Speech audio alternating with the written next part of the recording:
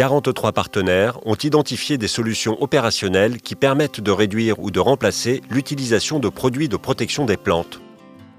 Ces partenaires ont défini ensemble le contrat de solution qui regroupe aujourd'hui près de 60 propositions. Les cultures sont exposées à plusieurs types de nuisances. Des maladies, des insectes, des ravageurs, des adventices qui impactent la quantité et la qualité des productions. Il est donc nécessaire de mettre en œuvre des techniques de protection des cultures. Aujourd'hui, on ne sait pas remplacer tous les pesticides issus de la synthèse, mais on peut employer des techniques qui diminuent leur utilisation.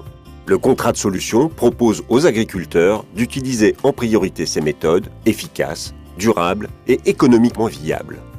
Pour la culture du blé, le contrat de solution propose une combinaison de 3 actions. Le choix d'une variété de blé résistante aux maladies, le décalage de la date de semis, l'utilisation d'un outil de prévision des maladies. Première étape, choisir une variété de blé résistante aux maladies. Environ un tiers des variétés inscrites au catalogue français répondent à ces critères. Leur tolérance à plusieurs maladies de l'épi ou des feuilles permet d'économiser en moyenne 15% des traitements fongicides. Deuxième étape, décaler la date de semis d'environ 15 jours. Cela procure 3 avantages. On perturbe la germination et le développement des mauvaises herbes qui concurrencent la culture. On limite les risques d'attaque de pucerons porteurs de viroses. On réduit la pression de maladie des racines. Attention, si ces avantages atténuent l'impact des bioagresseurs, ils n'éliminent pas leur présence. De plus, le décalage risque de raccourcir le cycle du blé et d'entraîner une perte de production. Reporter le semis vers les périodes hivernales, souvent plus humides, limite le nombre de jours disponibles pour intervenir dans les champs.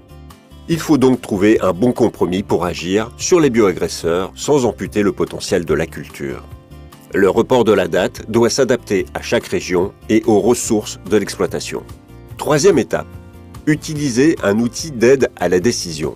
Aujourd'hui, un OAD peut prévoir en temps réel l'arrivée des maladies. Comment ? En combinant des données climatiques, des renseignements sur la parcelle et sur le développement des maladies selon des règles validées par les instituts techniques agricoles. Avec cet outil, l'agriculteur peut déclencher si nécessaire et au meilleur moment les traitements. Un OAD permet d'économiser entre 10 et 20% des applications fongicides. Grâce à cette stratégie en 3 étapes, il est possible d'économiser entre 20 et 30% de produits de protection au cours d'une saison selon l'année et les situations. Pour vous accompagner, n'hésitez pas à interroger votre conseiller culture pour identifier les méthodes adaptées à votre région et votre exploitation. Pour découvrir toutes nos solutions sur les cultures annuelles ou pérennes, rendez-vous sur le site contrasolutions.fr et sur les réseaux sociaux.